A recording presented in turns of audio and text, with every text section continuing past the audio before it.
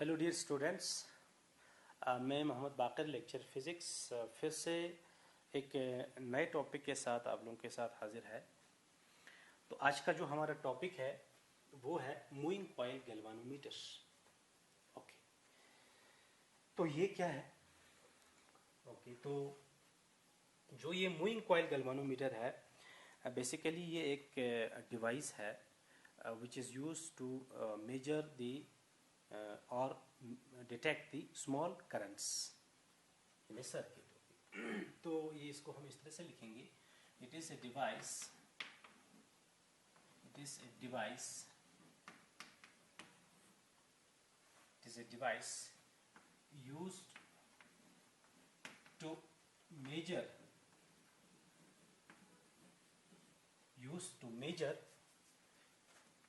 या हम ये लिख सकते हैं और detect small currents।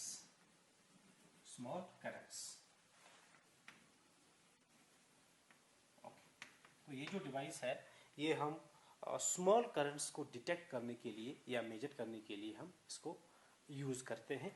जनरली मिली एम्पियर्स में होते हैं इसमें करंट, मिली एम्पियर्स में मेजर करने के लिए हमारे पास एक और डिवाइस होता है, वो हम नेक्स्ट टाइम आप लोगों को बताएंगे। ओके, तो ये है, so it is a device which is used to detect the small currents.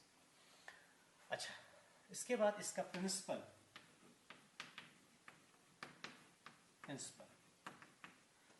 इसका बहुत ही सिंपल है।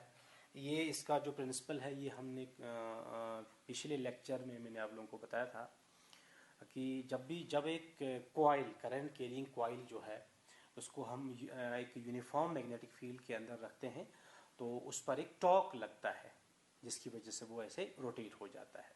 That's the simple principle behind this device. Okay, तो इसका आप लोग इस तरह से लिखेंगे, इसका जो प्रिंसिपल है it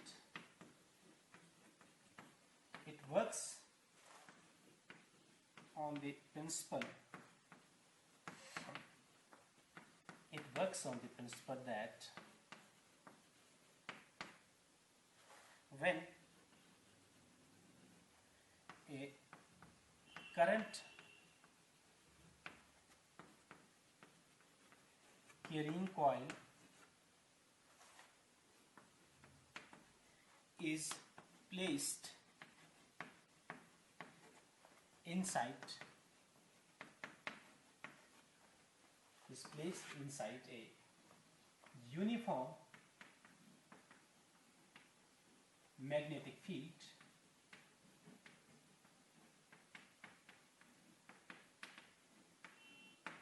a torque acts on it. So this is simply the principle behind this device. Okay, इसके बाद इसका कंस्ट्रक्शन आता है।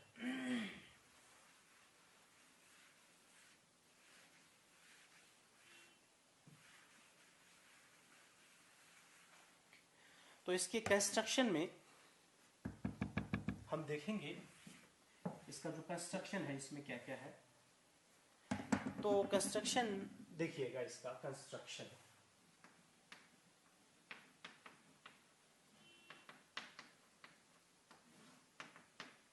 ओके, तो इसका जो कंस्ट्रक्शन है इसमें क्या होता है, एक कॉइल होता है, एक इस तरह से, ये इस तरह का एक कॉइल इसमें होता है, कॉपर का वायर है सपोज, ये इस तरह से, ये ऐसे इस तरह से होता है, एक copper coil of many turns, इसमें बहुत से टर्न्स हैं।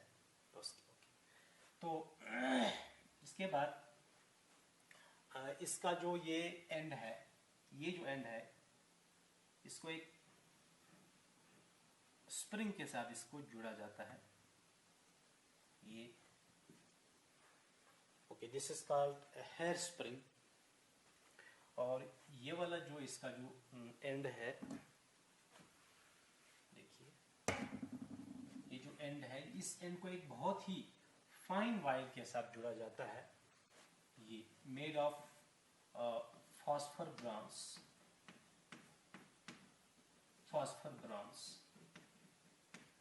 बहुत ही फाइन वायर होता है। ओके, और उसके बाद ये जो है इसका एक टर्मिनल है, this is the one terminal and this is the another terminal. Okay, ये है। उसके बाद इसमें एक मैग्नेट भी लगा होता है ऐसे, दिस इज द मैग्नेट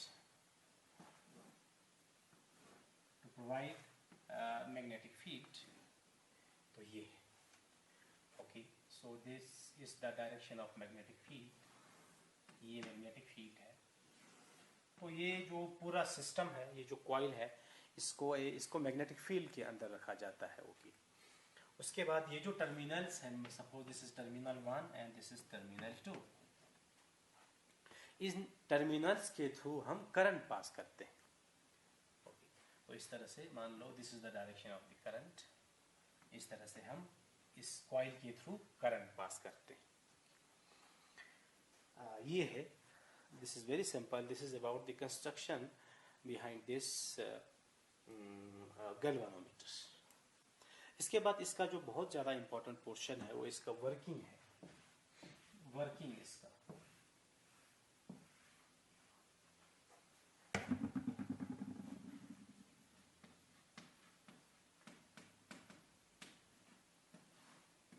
क्या होता है, देखिए, जब हम करंट पास करते हैं through this coil of many turns, और ये कॉइल जो है ये मैग्नेटिक फील्ड के अंदर है, एक यूनिफॉर्म मैग्नेटिक फील्ड के अंदर रखा हुआ है। तो क्या होता है, जो ही हम करंट पास करते हैं तो ये जो कॉइल है ये टर्न हो जाता है, इस पर एक टॉर्क लगता है जिसकी वजह से ये कॉइल क्या हो जाता है, ये टर्न हो जाता है। ओके, और ये जो जब ये टर्न होता है तो इसकी जो डिफ्लेक्शन है उसको पता लगाने के लिए हम इसके साथ एक पॉइंटर भी लगा होता है। ठीक है, इसके साथ एक पॉइंटर भी लगा होता है। तो वो जो पॉइंटर है, उस पॉइंटर के डिफ्लेक्शन से हमको पता चलता है कि इसमें कितना करंट फ्लो हो रहा है। अच्छा, तो ये है। नाउ ये जो टॉर्क इस पर लगता है, टॉर्क, वो हमने पढ़ा है, the torque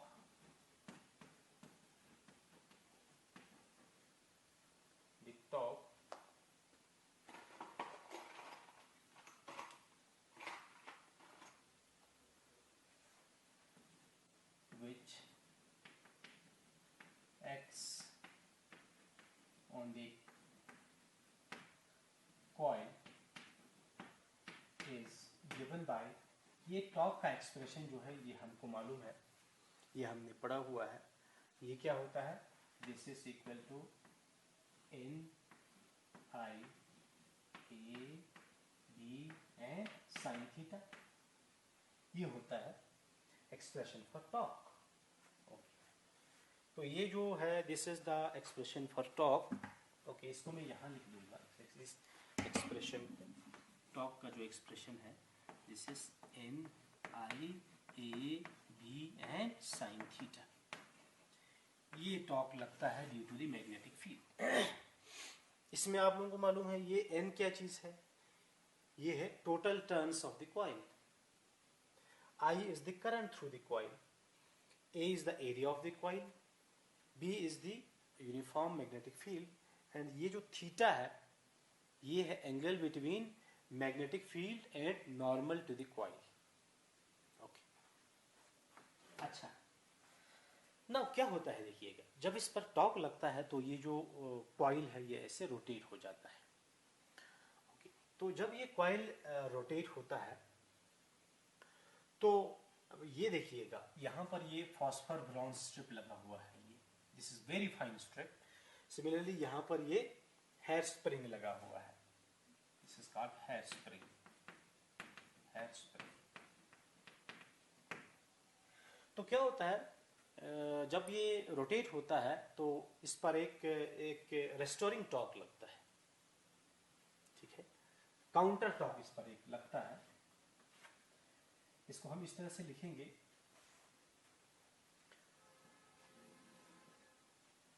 as the coil rotates,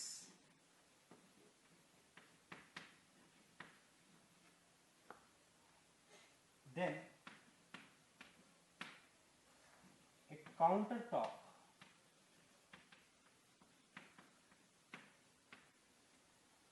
also acts on the coil due to the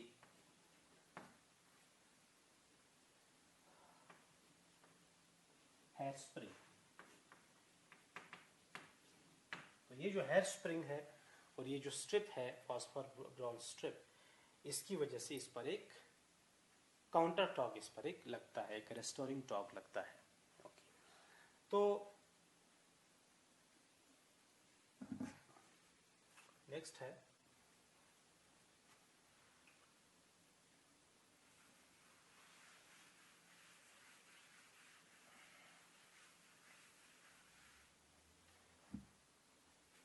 at balanced condition,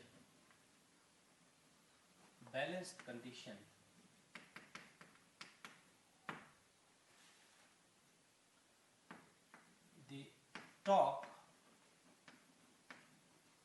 due to magnetic field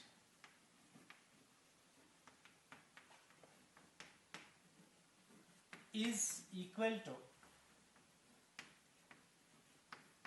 the counter torque,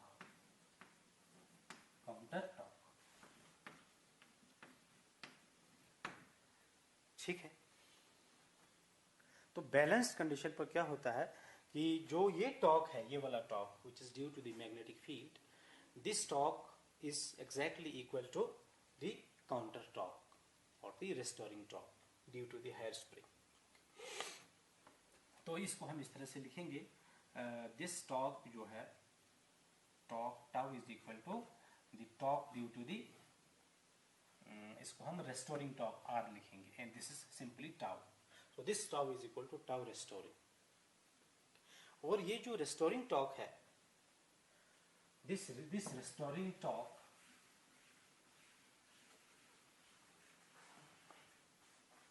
this restoring torque, remember, this is equal to K phi. This is equal to K phi, where K is called spring constant. ये जो K है, this is called spring constant.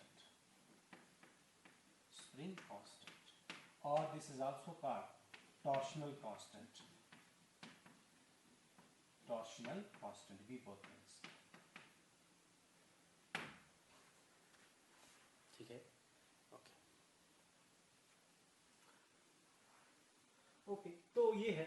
Now if we substitute these values, now this tau is equal to, ये जो tau है इसका जो value है, this is n I a b sin theta, and this torque is equal to what? Counter torque, that is K phi.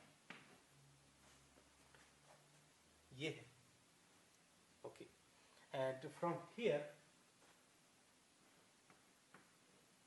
यहां से हम ये लिख सकते हैं कि जो we can write this I is equal to, I can write K phi upon क्या आएगा, n a b sin, ये हमारा एक्सप्रेशन आता है। ओके,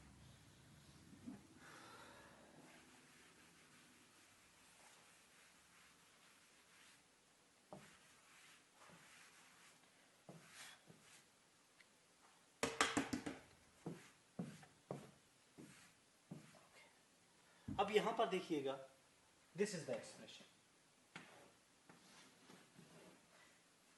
यहां पर ये के क्या है, this is called spring constant, and this is the angle phi, this is total number of turns, this is the area of the coil, this is the magnetic field, and this is angle.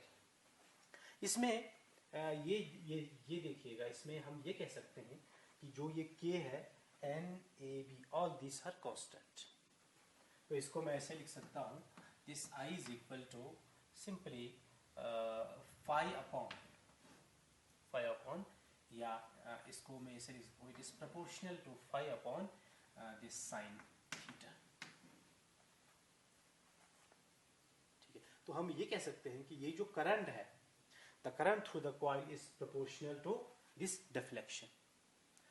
ये लेकिन इसमें ये वाला जो term है, ये जो sine theta है, ओके, इस चीज को रिमूव करने के लिए, ये इस साइन थीटा को रिमूव करने के लिए हम रेडियल फील्ड का यूज करते हैं। ओके, ये किस तरह से होता है देखिए, इसको हम लिखेंगे to remove this sine theta we use radial field.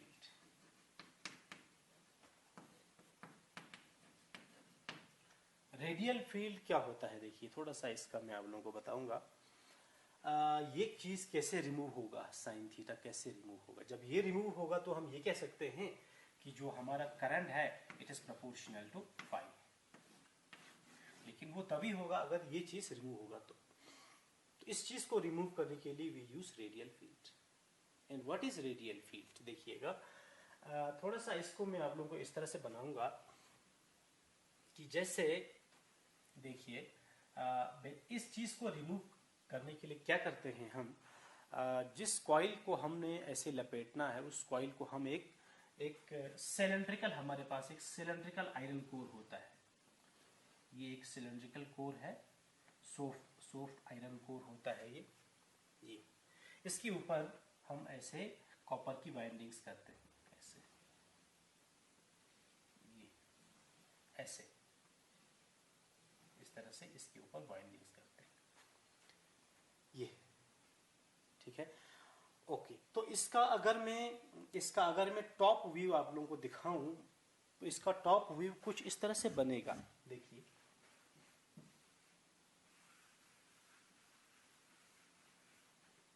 इसका टॉप व्यू कुछ इस तरह से आपको दिखेगा।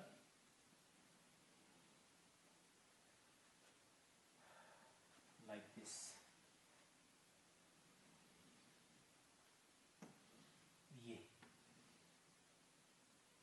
ये हम सिलेंड्रिकल मैग्नेट्स का भी यूज करते हैं ये, और this is the bindings of copper wire. ये कुछ इस तरह से हमको दिखाई देता है इसका टॉप व्यू, ठीक है। और ये बीच में जो हमारा आयरन कोर है, सिलेंड्रिकल जो सॉफ्ट आयरन कोर होता है, इसकी एक स्पेशल प्रॉपर्टी होती है कि जो ये सॉफ्ट आयरन कोर है इट इज फेरोमैग्नेटिक सबस्टेंस। और फेरोमैग्नेटिक सबस्टेंस क्या करता है, मैग्नेटिक फील्ड्स को अपने अंदर अलाउ करता है, it attracts the magnetic lines. इसलिए क्या होता है, ये जो सपोज ये नॉर्थ पोल है, ये साउथ पोल है, जब यहां से मैग्नेटिक फील्ड आते हैं तो ये कुछ इस तरह से इसमें देखिएगा,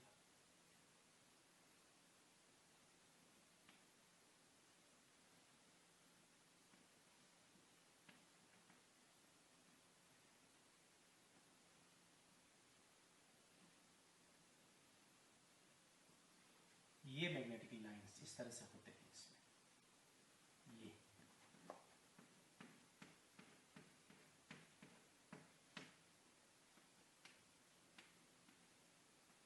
these are the magnetic lines। Okay, ये ऐसे मैग्नेटिक लाइंस होते हैं, इस तरह से होते हैं ये मैग्नेटिक लाइंस। तो इसका फायदा ये होता है कि ये जब ये कॉइल ऐसे रोटेट होता है तो ये जो कॉइल का जो प्लेन है, ये जो कॉइल का प्लेन है, is always remains parallel to the external magnetic field, ठीक है। क्योंकि जब ये कॉइल ऐसे रोटेट होके ऐसे हो जाएगा, सपोज ये ऐसे होगा, तो ये लाइंस जो है, ये मैग्नेटिक लाइंस इसके प्लेन के पैरेलल होंगे।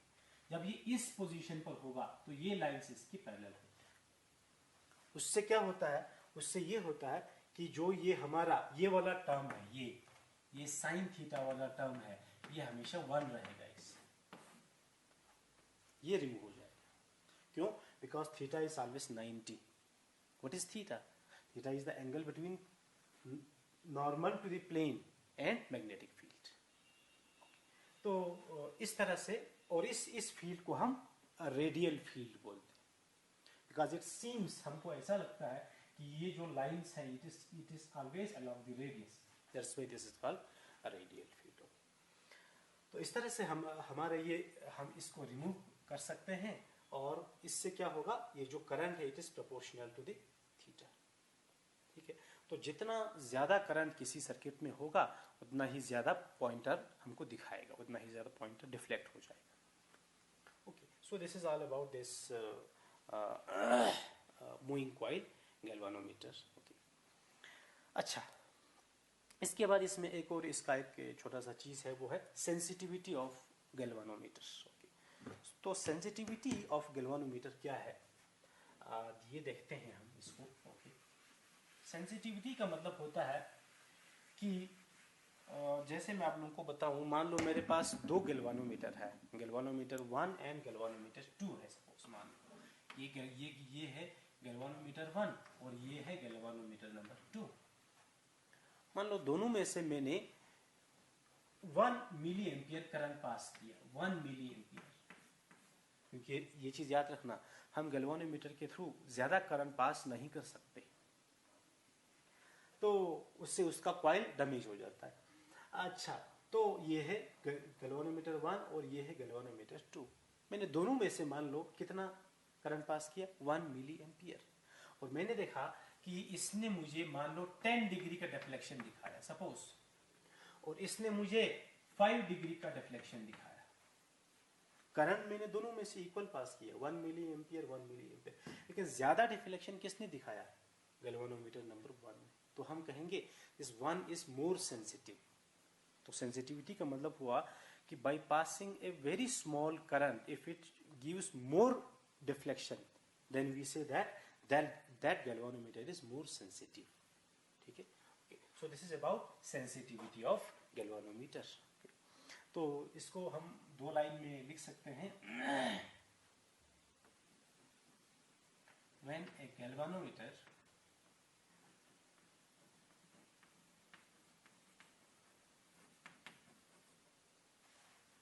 shows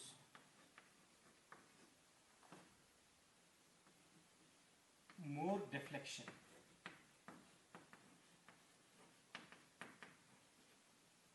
by passing a small current, then we say that the galvanometer is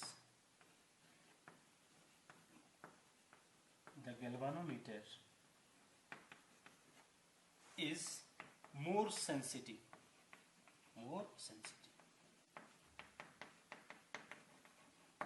So this is the meaning of sensitivity of galvanometer.